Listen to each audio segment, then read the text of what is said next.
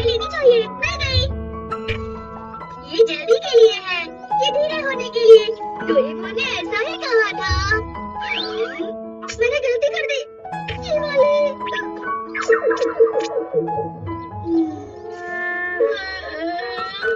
ठीक है, अब कुछ देर बाद इसका असर खत्म हो जाएगा, इसलिए मैं अब वापस जा रहा हूँ।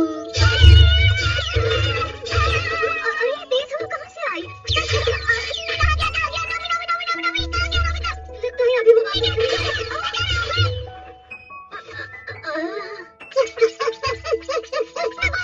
मेरा शरीर बहुत थक गया है, लेकिन मेरा दिमाग अभी जल्दी है।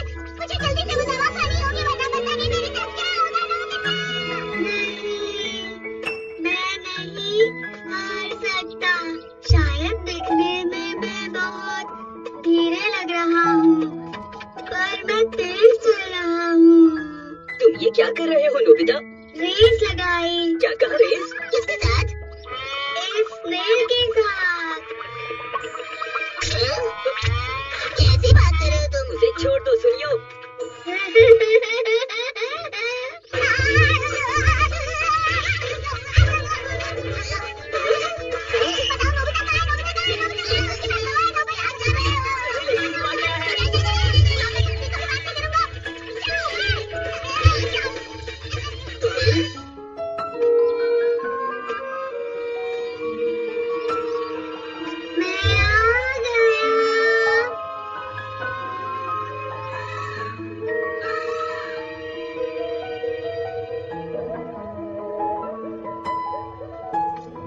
हाँ? नोबिता, तुम यहाँ घर के बाहर क्या कर रहे हो? ये बाहर खड़ा होकर दरवाजा खुलने का इंतजार कर रहा था। क्या सच में? अरे वो क्या है? ये कैंडी तो बहुत स्वादिष्ट लग रही है। एक खाकर देखता हूँ। हाँ? ओह, ये तो अच्छी दिख रही है। क्या तुम भी ये खाना चाहोगी? हाँ बिल्कुल। सुनिए, क्या हुआ? ये सुनकर डोरेमोन ग्राउंड में एक पंप लगा देता है, जिससे कि बहुत सारा पानी निकलने लगता है। मगर ये पानी सिर्फ और सिर्फ एक गिलास लगाने से नजर आता है और महसूस होता है।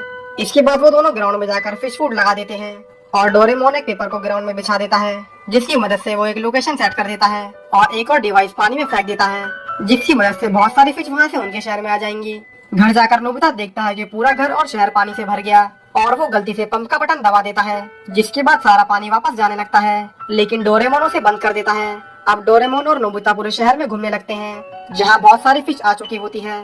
तभी नोबिता को लगता है कि उसने एक जलपरी को देखा है। इसके बाद वो लोग अपने डैड को देखने लगते हैं, जिन्होंने बहुत ड्रिंक की होती है, और वो सबको बता रहे होते हैं कि उन्होंने एक शार्क को देखा है, पर वो पुलिस वाला उस पर को यकीन नहीं करना चाहता। डोरेमोन और नोबिता शार्क को ढूंढने लगते हैं और तभी शार्क नोबिता के पीछे होती है। नोबिता उस शार्क से बच जाता है और डोरेमोन एक गैजेट शार्क के मुंह में फेंक देता है, जो कि असल में एक म्यूजिकल डिवाइस होता है। उसकी वजह से वो शार्क रोने लगती है और बाकी सारी मछलियों को भी अपने साथ ले जाती है। फिर डोरेमोन उस शीट को हटा देता है और वो जलपरी एक पेड़ पर गिर जाती है। अगली सुबह नोबिता को पेड़ के नीचे एक मछली नजर आती है, पर जब डोरेमोन देखता है तो वो एक लड़की होती है। नोबिता उसे अपने घर में ले आता है और डोरेमोन के ट्रांसलेशन गैजेट के कारण वो उनकी लैंग्वेज बोलने लगती है। उसका नाम सोफिया होता है और वो जलपरियों की राजकुमारी होती है। फिर डोरेमोन और नोबिता उसको अपने साथ ग्राउंड में ले जाते हैं, जहाँ सुनियो सबको बता रहा होता है कि कल रात उसने एक शार्क देखी थी, पर जियान उस पर कोई यकीन नहीं करता। फिर वो लोग सोफिया को देखते हैं और उन्हें सोफिया अच्छी लगने लगती है। इसके बाद वो लोग सोफिया को शहर घुमाने ले जाते हैं और बाद में हवा में उड़ने लग जाते हैं। सोफिया बहुत ऊपर तक उड़ने लगती है और फिर सूरज की रोशनी के कारण बेहोश हो जाती है। डोरेमोन उसको अपने एनीवेयर डोर की मदद से शिजुका के घर ले जाता है। वहाँ जाकर शिजुका सोफिया को बाथटब में नहाने के लिए भेज देती है और खुद उसके कपड़े धो देती है। तभी डोरेमोन और बाकी सबके पास डोरामी आती है, जो कि उन्हें जलपरी के बारे में बताती है। 5000 साल पहले जलपरियों का राजा धरती पर आया था, जिसकी जंग कुछ बुरे जलपुरुष से हो गई और वो लोग हार गए। सुनियो कहता है कि लोगों को डॉल्फिन भी जलपरी जैसी लगती है और इन कहानियों पर यकीन नहीं करना चाहिए। तभी उनको शिजुका की आवाज सुनाई देती है और जब वो लोग वहाँ जाते हैं तो देखते हैं कि शिजुका अब जलपरी में बदल चुकी होती है, क्योंकि उसने सोफिया के कपड़ों पर लगे एक बक्कल पर हाथ लगाया था। फिर सोफिया बाहर आती है और उन लोगों को बताती है कि वो एक जलपरी है। फिर वो अपनी कहानी बताती है कि वो लोग कई हजार साल पहले एक्वास्टार नाम के प्लेनेट पर रहते थे, पर वहाँ पर जल पुरुष अपनी ताकत बढ़ाते गए और इसके बाद उन्होंने सारा पानी गंदा कर दिया और बाकी लोगों से भी युद्ध किया। इस कारण सोफिया के पूर्वज धरती पर आकर बस गए। फिर वो लोग एक्वास्टार को देखने साउथ पोल में जाते हैं, पर क्योंकि वहाँ बहुत सारे स्टार्स थे, इस वजह से उन्हें कुछ भी पता नहीं चलता। कि वो कौन सा स्टार है और कौन सा नहीं।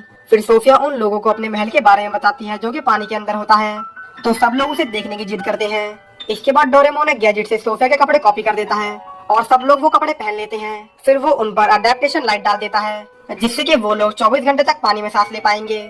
फिर वो सब पानी में चले जाते हैं और मजे करते हैं, पर नोबिता को वहाँ भी तैरना नहीं आ रहा होता है। इसके बाद डोरेमोन एक रोप से एक सर्कल बना देता है जिस वजह से उसके अंदर पानी नहीं आता और वो सब उसके अंदर एक घर सेट कर लेते हैं। उसके अंदर सोफिया उन लोगों को जलपरी की तलवार के बारे में बताती है जो कि उनके राजा की थी और कोई नहीं जानता कि वो तलवार कहाँ है। इस बात पर सब लोग डोरेमोन से जिद करते हैं और डोरेमोन उन लोगों को वो तलवार ढूंढ कर देने के लिए मान जाता है और एक पेपर को एक फायर प्लेस के आगे करता है जिससे कि उस पेपर पर कुछ लिख जाता है। उस पेपर पर एक पहेली लिखी होती है कि जब भी राज परिवार का कोई भी सदस्य प्रे करेगा तो उसके सामने वो तलवार आ जाएगी। फिर सोफिया अकेली उस कॉटेज के बाहर बैठी होती है जब उसके पास शिजुका आती है और उससे उसके ताज के बारे में पूछती है जो कि बहुत खूबसूरत होता है। उस ताज में भी कुछ लिखा हुआ था लेकिन वो लैंग्वेज सोफिया को नहीं आती। सोफिया कुछ देर के लिए शिजुका को वो ताज पहनने को दे देती है जिसके बाद शिजुका बहुत खुश हो जाती है। फिर वो लोग महल के लिए निकल जाते हैं मगर रास्ते में उनके ऊपर कोई चीज हमला कर देती है जो कि एक बहुत बड़ी ईल होती है, पर उस ट्रेजिस ने एक डिवाइस लगाया होता है, वो उन पर हमला कर देती है। बाकी सब तो एक केव में छुप जाते हैं मगर अकेला नोबिता ही बाहर रह जाता है। डोरेमोन उसे बचाने जाता है पर वो ईल उसको भी अपनी टील मार कर गिरा देती है।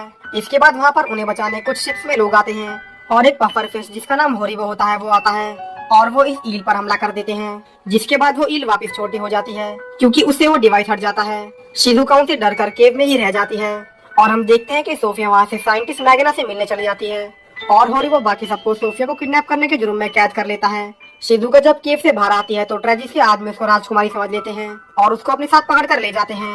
अगले सीन में हम देखते हैं कि होरिबो ने जियान, डोरेमोन, सुनी और नोबिता को कैद किया होता है और उसको मेगालोडॉन जो कि बहुत बड़ी शार्क होती है उसके सामने रखा होता है। तभी सोफिया ऐसा होता हुआ देख लेती है जिसके बाद वो उन सबको बचाने के लिए आ जाते हैं इससे पहले कि मेगालोडॉन उनको खाती। जियान गाना गाने लगता है और वो मेगालोडॉन उससे डरकर भाग जाती है और उसके गाने से सोफिया और होरिबो को भी बहुत तकलीफ होती है। सोफिया होरिबो को कहती है कि वो सबको छोड़ दे और होरिबो सबको छोड़ देता है। इसके बाद वो सब देखते हैं कि शिजुका कहीं भी नहीं है और फिर जियान और सुनियो होरिबो के साथ शिजुका को ढूंढने चले जाते हैं और सोफिया रानी माँ के पास चली जाती है जो कि उसकी दादी होती है। रानी माँ सोफिया को बहुत डांट रही होती है क्योंकि वो बाहर घूम रही होती है और इस राज्य की सारी जिम्मेदारी उस पर थी। उसी दौरान जियान, सुनियो और होरिबो को शिजुका कहीं भी नहीं मिल रही होती और उनको वहाँ पर वो डिवाइस जो कि ईल के लगा हुआ था और काला टैन मिलता है। तभी हम शिजुका को देखते हैं जिसे मिचियन ने पकड़ा होता है और वो उससे जलपरी की तलवार के बारे में पूछता है पर शिजुका को कुछ नहीं पता होता और वो उसको कहती है कि वो राजकुमारी नहीं है, पर मिचियन उसकी एक नहीं सुनता और उसको टॉर्चर करता रहता है। वापस आकर सब लोग मैग्ना के पास खड़े होते हैं और वहाँ पर उसका असिस्टेंट सकाना सबको डिवाइस और टैल की जांच कर बताता है कि जल पुरुष वापस आ गए हैं। जल पुरुष के पास मरमेड कवच था और उसको अब मरमेड तलवार की जरूरत होती है जिससे कि वो बहुत ताकतवर हो जाएगा। तभी वहाँ डोरामी भी आ जाती है जो कि डोरेमोन की स्पेयर पॉकेट की मदद से वहाँ आ जाती है। इसके बाद उनको एक स्क्रीन पर मिचियन नजर आता है जो कि उनको कहता है कि शिजुका उनके पास है और वो उसको बचाने के लिए जलपरी की तलवार लेकर आए। इसके बाद वो सब डर जाते हैं कि अब उनको क्या करना चाहिए क्योंकि उनके पास कोई तलवार नहीं होती। तो सोफिया कहती है कि वो सबको बता देगी कि वो राजकुमारी है, जिसके बाद वो शिजुका को बचा लेगी। पर नोबिता को एक आइडिया आता है और वो कहता है कि अगर वो लोग कोई नकली तलवार उन लोगों को दे दे जिससे शिजुका बच जाएगी, तो वो वही बैलून वाली तलवार निकालता है जिसकी जियान ने हवा निकाल दी थी। फिर डोरा में एक डिवाइस में उसको डालकर एक बहुत खूबसूरत तलवार में बदल देती है। इसके बाद वो सब लोग मिलकर शिजुका को बचाने के लिए जा रहे होते हैं। तभी नोबिता, जियान और सुनियो की सांस रुकने लगती है क्योंकि वो अडेप्टेशन लाइट का असर खत्म होने लगा था और अब सिर्फ उनके पास 1 घंटा बाकी पड़ा था। डोरेमोन और डोरामिन नोबिता और जियान सुनियो पर फिर से लाइट डालकर उनको बचा लेते हैं, पर अब शिजुका को बचाने के लिए उनके पास बहुत कम टाइम बचा था। इसके बाद वो लोग जल पुरुष की शिप के पास चले जाते हैं जहाँ ट्रेजिस और उसके आदमी खड़े होते हैं। वो लोग शिजुका को एक बबल में डालकर उनके सामने ले आते हैं और वो डोरेमोन और नोबिता से तलवार मांगते हैं, पर नोबिता और डोरेमोन शिजुका को पहले चाहते हैं। इसके बाद वो लोग उनको तलवार दिखा देते हैं। ट्रेजिस एक डिवाइस को भेजकर तलवार अपने पास ले आता है और इसके बाद वो शिजुका को पानी में छोड़ देता है, पर शिजुका बेहोश हो चुकी होती है। 3 सेकंड रहते हुए डोरेमोन शिजुका पर एडेप्टेशन लाइट डाल देता है जिसके बाद शिजुका की जान बच जाती है। पर ट्रेजिस बाकी सबको नोबिता और डोरेमोन पर हमला करने को कहता है जिसके बाद वो उन पर हमला कर देता है। नोबिता से डर के मारे तैरा भी नहीं जा रहा होता है और डोरेमोन और डोरामी भी उनके सामने नाकाम रह जाते हैं। तभी वहाँ मिचियन की खुद की शिप आ जाती है और वो ट्रेजिस उसके सामने चला जाता है और डोरेमोन और बाकी सभी वापस महल में चले जाते हैं। इसके बाद मिचियन उनको बताता है कि जलपरी की तलवार में वो हीरा लगा होना चाहिए जो कि राजकुमारी के ताज में लगा हुआ था। यही स्टोरी मैग्ना भी सबको बता रहा होता है जिसमें वो उनको कहता है कि जलपरी को बचाने के लिए एक योद्धा आएगा जिसके पास राजकुमारी का ताज, वो कवच और जलपरी की तलवार होगी। इसके बाद मिचियन जल परी के महल पर हमला कर देता है और इसी वजह से सारा पानी गंदा हो जाता है और हर तरफ तबाही फैल जाती है। अब रानी माँ सोफिया को कहती है कि उसको ही सबको बचाना होगा क्योंकि सबकी हिफाजत अब उनके हाथों में है और फिर रानी माँ जंग का ऐलान कर देती है।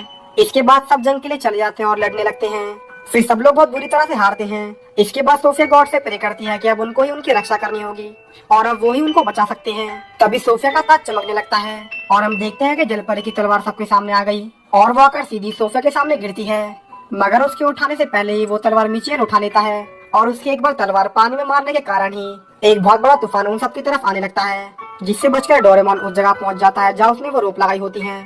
इसके बाद वो बाकी सबको भी जो कि तूफान में फंसे होते हैं उनको बचा लेता है। दूसरी तरफ सोफिया भी नाउम्मीद हो चुकी होती है और उसे लगता है कि अब कुछ भी नहीं हो सकता, पर नोबिता उसे कहता है कि वो आखिरी सांस तक लड़ेंगे। जिसके बाद डोरेमोन नोबिता और सोफिया को भी अपने पास ले आता है और वो लोग मिचियन को हराने का प्लान करते हैं। सबसे पहले डोरेमोन पानी में एक डिवाइस फेंकता है जिससे मिचियन को ये लगे ही ना कि वो पानी के अंदर नहीं है। फिर डोरेमोन सर्फ करके मिचियन को चिढ़ाता है और सब लोग एक आइलैंड में चले जाते हैं। वहाँ वो